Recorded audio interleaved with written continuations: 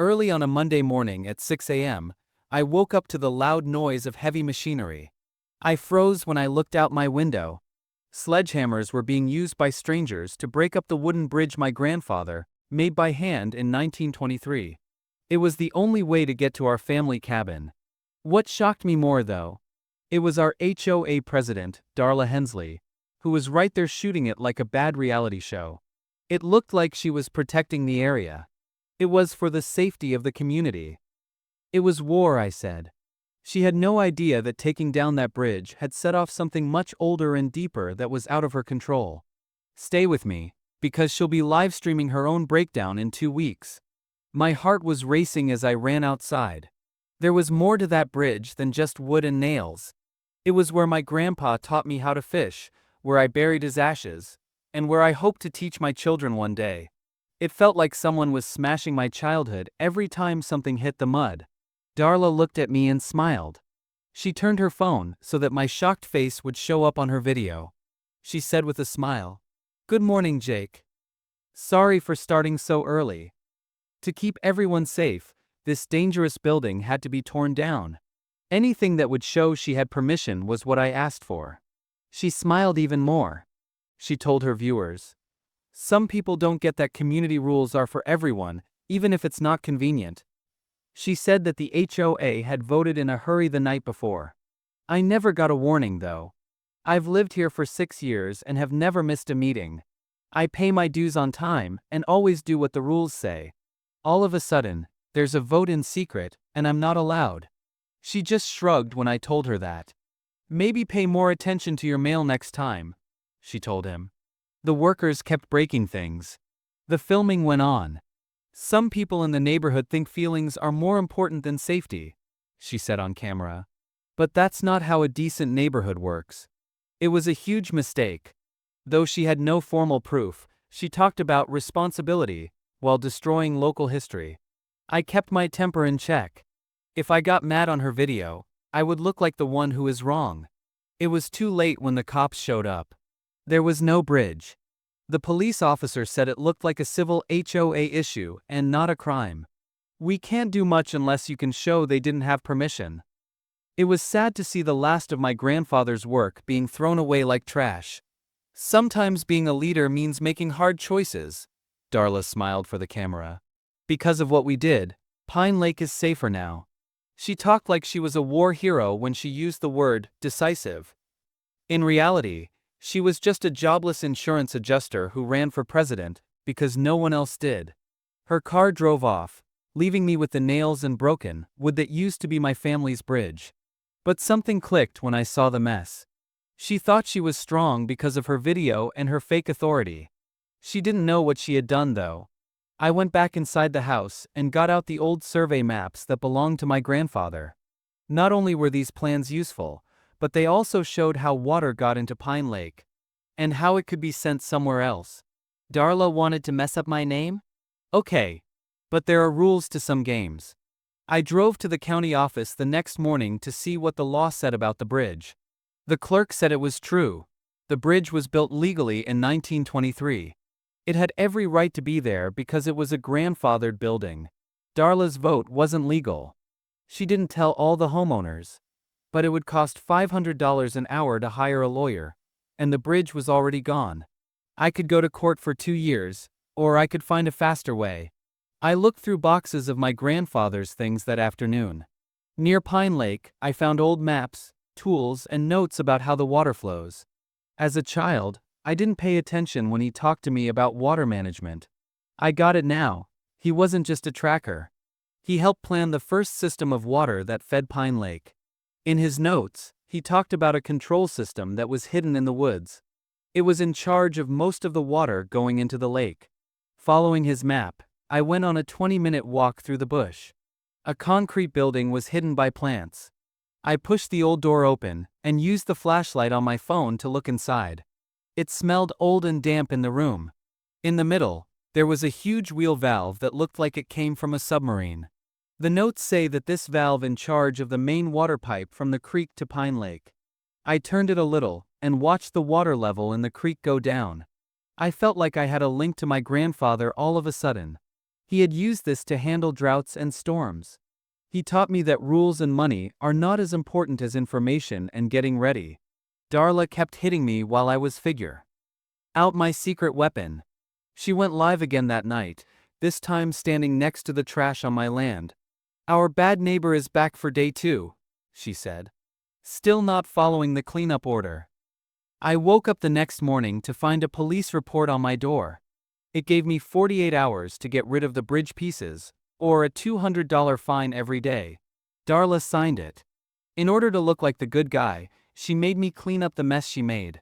Someone came to my door that night. It was an old man with a friendly face. He said, "My name is Wendell Bragg. Lived here for 20 years. I was on the HOA board before." He told me everything while sitting on my porch. After calling Darla's axe into question 6 months ago, he was kicked off the board. He told her. She didn't think of the bridge. A man in a silver car comes to see her every week. She does what he says. He said that 3 other longtime neighbors were bother until they sold their homes and moved away in the last 2 years. They always saw the same silver car, and when things got too tough, they were offered cash. I hid with binoculars near Darla's house that next evening. A silver BMW pulled into her driveway at 7:30 p.m. A man in a suit gave her directions. She nodded as if she were a good worker. I wrote down the plate number. A quick search told me that the car belonged to Harlan Mercer, who is a wealthy real estate developer. He owned 4 lake homes worth a total of $1 million. It made sense now. Harlan was in charge, not Darla. She was just his toy. They had big plans for this area. But I had 2 strong things with me. The lake's water switch and the truth about who was planning all of this. How to use them was the question. I could go to court, but it would take a long time. They were hurting more families at that time. But as I stood next to the huge valve wheel, I thought of what my dad would say. Sometimes you can use what you already have to fix problems on your own. I had a tool that no one else had. Harlan thought he was in charge, but he didn't know that his whole kingdom depended on water. At 2 a.m. tomorrow, I would find out how much damage that old wheel could do with just one turn. I walked through the dark trees to get to the water valve station that my grandfather had hidden. It was a simple plan. Slow down the flow of water by about 40% for a few hours, and then fix it before dawn. Just a warning, I didn't want to do any real harm. As I turned the big wheel slowly, I heard the water pressure change. The creek that fed Pine Lake slowed down to less than half its usual speed in just a few minutes. I went home at 5:30 a.m., setting my phone's clock to see if anyone would notice the small change. But by 7 a.m., I knew the answer. Harlan Mercer's garage was filled with cars. I saw people pointing as they walked along his private dock. I took out my glasses and saw what was wrong. Overnight, 6 inches of water had been added to the lake. Rings of mud emerged along the shore, and all of a sudden, the bases of several boat docks were visible.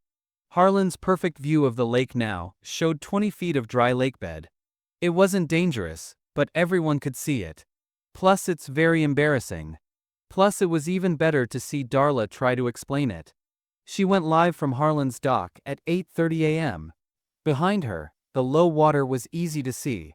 "This morning at Pine Lake, there is some kind of strange environmental event," she said, trying to sound smart but looking totally lost. "This could have something to do with recent changes in our ecosystem," she said. But her fans didn't believe her. In the comments, people asked things like, "Did someone drain the lake? Is this about that bridge?" Someone even said, "Karma's a beach," which made me laugh. This morning at 9:15, I fixed the valve. The lake slowly started to rise again. For everyone but me, this made things even more unclear. Darla had to explain why the damage was fixed by itself. Harlan had already asked a group of professionals to look into the issue. When they got there, the lake looked like it did before. Now, Darla seemed crazy. Harlan seemed to be lost. Just what I wanted. Harold and Mercer, the man who was in charge of everything, showed up at my camp that afternoon. He had on a nice suit and a fake smile that looked friendly. "Hello, friend. This is Harlan Mercer. I own a few pieces of land near the lake. Heard you've been having trouble with the HOA lately. He was smooth. He spoke as if Darla had gone too far, and said that HOA leaders get carried away from time to time. I knew he was in charge, though. After telling me his real reason for coming, he made an offer to buy my house for $150,000 cash. No more issues with the HOA. A new start. He became more angry when I gently refused, telling him that the cabin was important to my family. He wasn't just making a deal, he was also warning them. He then talked for 20 minutes about his plan to make Pine Lake an exclusive resort. Progress has to take a back seat to sentiment sometimes, he said with a sharp smile, continuing. I'm sure we can agree on a number. It was clear. Sell now or get into trouble later. That night, Wendell came back to see me with more news. He brought emails that he had saved from when he was on the HOA board. They showed that there was a pattern. Harlan would pick a house and then have Darla bother the owner until they gave up. People are meant to break down through fines, violations, and pressure. 3 groups of people had already sold their homes through this plan. I knew everything Harlan was up to, and it made me mad. It gave me power, though. I had already shown that I could directly change the shore in Harlan. He knew something was wrong because of his visit. Threats were not used, he offered money instead. This showed that he was still taking the easy way out. I wasn't like the other families, though. They didn't have power over the water, but I did. I looked over my grandfather's old maps all night. I saw that I had more choices than Harlan could have imagined. He thought I was just another hard-to-please cabin owner. I wasn't, though. I was someone who had full power over the lake that made his million-dollar investments very valuable. When Saturday morning came, many expensive cars showed up at Harlan's farm. He told me that today was the big event for investors. Harlan was meeting people who might want to help fund a $5 million resort deal. There was champagne, walks of the lake, and fancy lunches at the event. The time was right to show how weak his power really was. At 10 a.m., I went back to the valve station while Harlan enjoyed champagne and the view with his friends. This time, though, there was no small talk. I quickly turned on the system to quickly move 70% of the lake's water away. I hid in the woods and watched the investors enjoy the view. Harlan smiled and looked at maps while talking about making money and building up the world in the future. But they didn't know that the lake was going down right in front of them. At 11:30 a.m., it was too late to ignore. The boat docks started to look bad. Harlan's fancy boat wasn't floating straight. People muttered and pointed. Harlan kept trying to get their attention with numbers and promises, though. It all went wrong at noon. On the deck by the lake, lunch was being served when the yacht swerved to one side and sank into the mud, making a painful scraping sound. The lake was 18 inches lower now. What used to be a beautiful beach now looked like a swamp with mud and boats that were stuck. People who owned stocks began to ask, "Is this normal? Who is in charge of the water? Are there problems with the environment?" That calm face of Harlan's broke. It wasn't going as planned for him. He tried to say it was just a short-term problem with the surroundings. No one did believe him, though. When Darla showed up to livestream the crisis, things got worse. She set up the camera so that it could see both the dirty mess and the investors who didn't understand what was going on. She looked serious and said, "We're dealing with an environmental emergency." She had no idea that what she was saying was making things worse. People on her stream said mean things. Karma is here. Maybe build bridges instead of tearing them down. That seems like fair play to me. I couldn't hold a smile. The clients began to leave around 2 p.m. stress about the environment. Concerns about property value. The $5 million deal? Dead. Harlan was probably counting how much money had just disappeared as I watched him stand alone on his stuck boat. His dreamland had turned into a swamp. His $1 million view was now a mess that made him look bad. It only took 4 hours and one move. I turned the valve back to normal in the evening, after the investors had left and Darla's stream had become a mess. The lake would look great again in the morning. No one would know what took place. It was impossible to show that it wasn't normal. Who is Harlan? Now he knew how weak his kingdom really was. It was hard for Harlan to understand and manage what was going on. He talked to me that night while I was checking my mailbox. There was no more of his fake kindness this time. He said in a tense voice, "I know it was you. I have no idea how you did it, but I know you can take the blame for today." I just smiled and told him he might want to look into environmental causes. Climate change changes water systems in unpredictable ways these days, I said. He didn't know that my phone was recording everything, including the quiet statement that he thought I had something to do with what happened at the lake. He had just done a very bad thing by showing how upset he really was. The real fight started the next morning. Harlan answered right away and hit hard. By Monday, I had been sued 3 times in a row.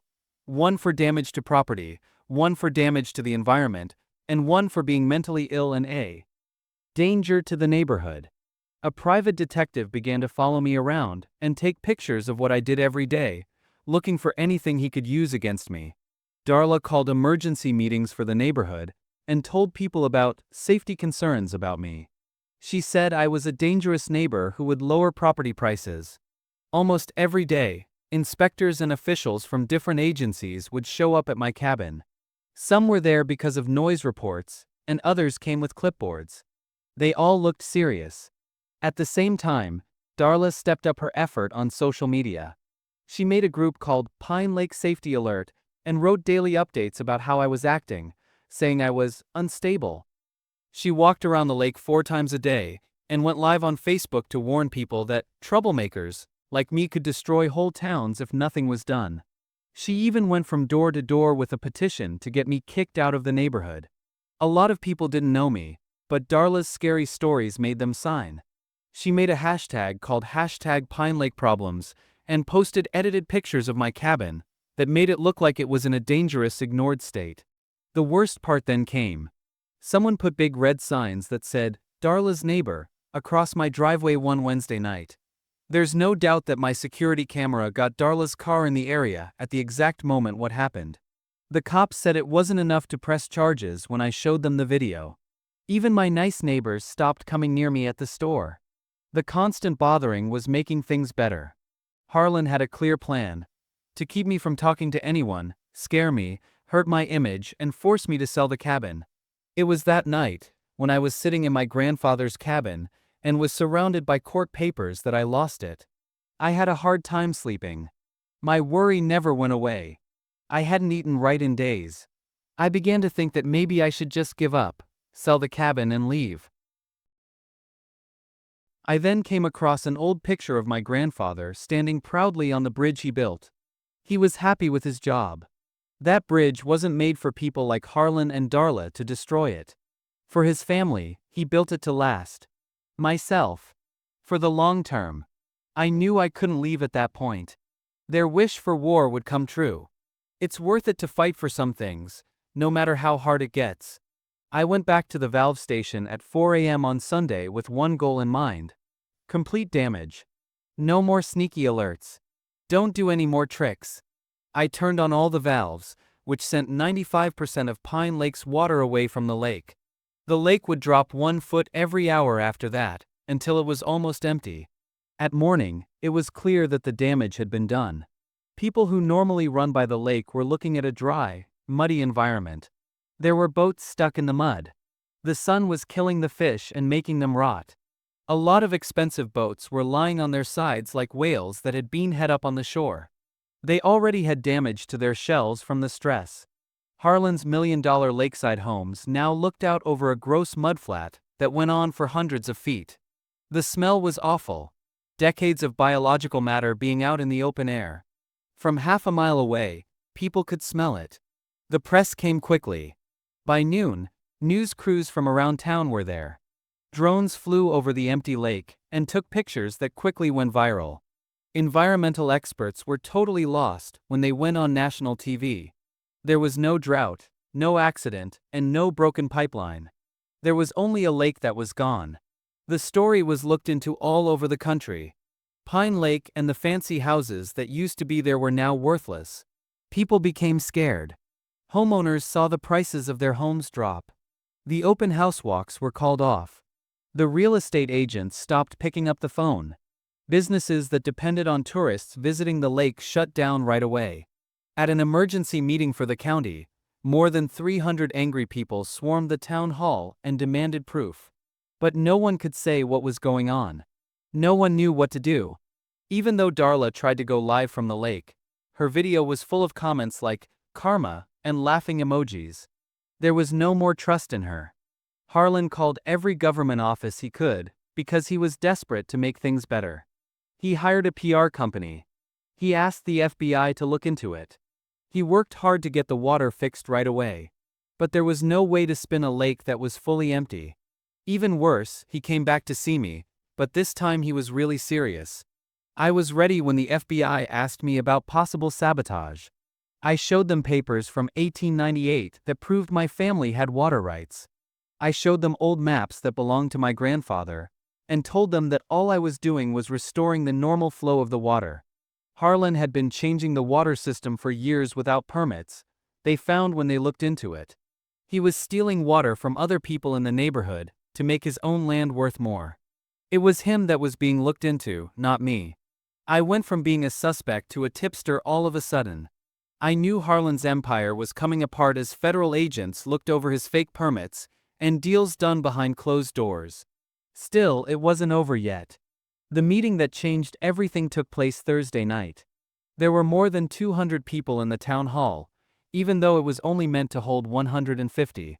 Everyone was tired, mad, and eager to know the truth. Wendell stood in front of everyone with a box of papers. He had been gathering proof in secret for weeks. As he started, the room went quiet. Wendell said, "Harlan Mercer has been stealing water from the community for years." He showed papers that showed Harlan paid Darla to bother certain homes.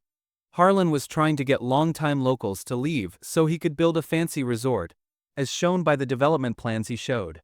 The room went crazy when Wendell read out loud emails from Darla and Harlan that were about how to pick on people and make up problems. A woman named Mrs. Patterson, who was older and had to sell her house last year, broke down in tears. She said, "I thought I was a bad neighbor. I believed I had done something incorrect." More people came forward. The Martinez family got a ticket for making too much noise while their kids played outside. The Johnsons were given a fine for landscaping work that had already been cleared. The Williams family came to a party for a graduation. The pattern for all of them was the same. Harlan would harass them and then give them money.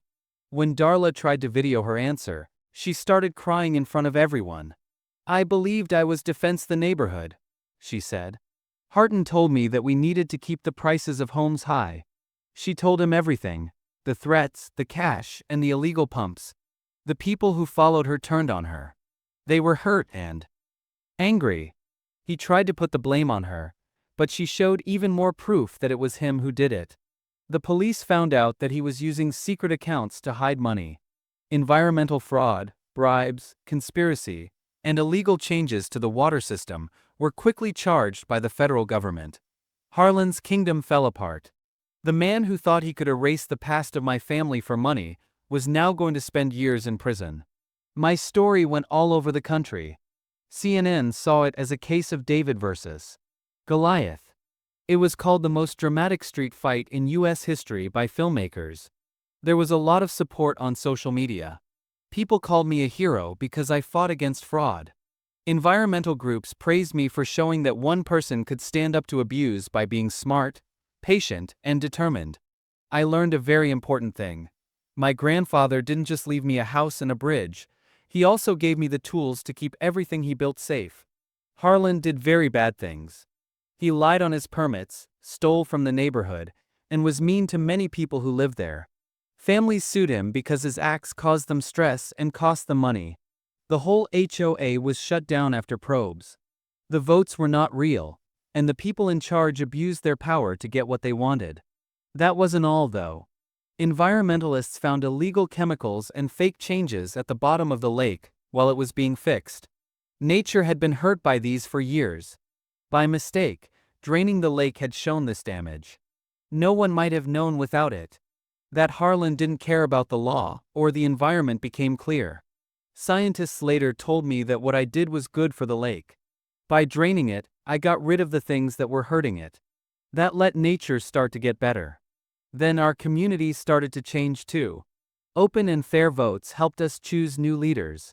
Now, every meeting had to be open to everyone, and choices had to be made as a group. Harlan's fancy homes were taken over by the government and turned into public areas and low-cost homes. Wendell, who had been a good citizen for a long time, was picked to be the temporary boss. His goal was to make sure that no one else would abuse power again. People who were scared of Harlan could now take it easy. It was time for a big event, a public celebration to fill up the lake. After all the hurt and lies, it would be a new beginning. But first, I had one more thing I wanted to do that would make Harlan's fall even more public and embarrassing. More than 300 people showed up the morning of the event to see the water come back. There were news crews and artists there to record the event. I stood next to the old valve that my grandfather had put in. Nearby were people who used to be afraid of me. They stood with me now, happy and proud. The feds showed up just as I was about to turn the valve. They had a warrant out for Harlan's arrest. They told everyone right there what he had done wrong. He had lied about the environment, taken money, been rude, and hurt a protected water system. Everyone saw him get caught. All of it was caught on camera. I turned the valve while Harlan was being taken away. The lake bed was filled with clean water. The sound made me feel free. Even kids who didn't know the whole story were amazed and smiled. Adults who had been scared were finally at ease in their own houses. The news teams caught it all. Fish swimming back, birds coming back, and boats floating again. It was getting warmer again. But there was still one more thing we had to see. Darla saying sorry. She had to take to livestream to say what she did. Darla said she was fooled by Harlan while standing in the muddy lake bed where she used to act so strong. The people whose lives she hurt said she was sorry. A few people forgot about her. Some people stayed mad. But everyone knew what was true. After a few days, Darla sold her house and left town. After that, everyone in the neighborhood worked together to fix up the old bridge. More than 50 neighbors gave their time, tools, and resources to help. We even built a small monument out of wood from my grandfather's first bridge. The new bridge was strong, safe, and made to last. While the service was going on, we added a plaque. It showed respect for my grandfather and the whole town for being strong. Even though what we went through hurt, we made it through and are better for it. Even the environment was better off now, which was a surprise. We helped the lake's environment by getting rid of Harlan's fake systems.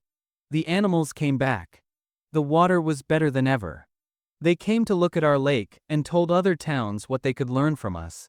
People from other countries came to see how the small town fought crime and won. Families got their money back from Harlan, and the money also helped water safety programs. People who had lost their homes could go back or move on with honor. Our neighborhood was also run in a whole new way, with clear rules and justice to make sure no one ever abused their power again. After 6 months, I stood on the new bridge at dusk. It looked like the lake was quiet. There were kids playing and neighbors chatting like they were old friends. What we did together not only kept my grandfather's heritage safe, it made it stronger. After that, I got a message. Someone in Arizona sent it. Mr. Prescott, our HOA gives our neighborhood a bad name. Could you help? I smiled as I looked out at the calm water. I told them, tell me about your water. Since this wasn't the end of the story, it was just the start. Sometimes justice takes a while to come. But if good people lead it, it will move where it needs to go, like water. It takes more than guts to stand up to bullies sometimes. To protect what you love, you need to think ahead, be smart, and use all the tools you have. The secret valve my grandfather gave me let me push back. But the strength of our whole group is what made real change happen. Pine Lake wasn't just fixed. It became proof that normal people can beat strong enemies if they work together. It was time to help other people do the same as the sun went down over our calm lake. The water finds its level. And so does fairness.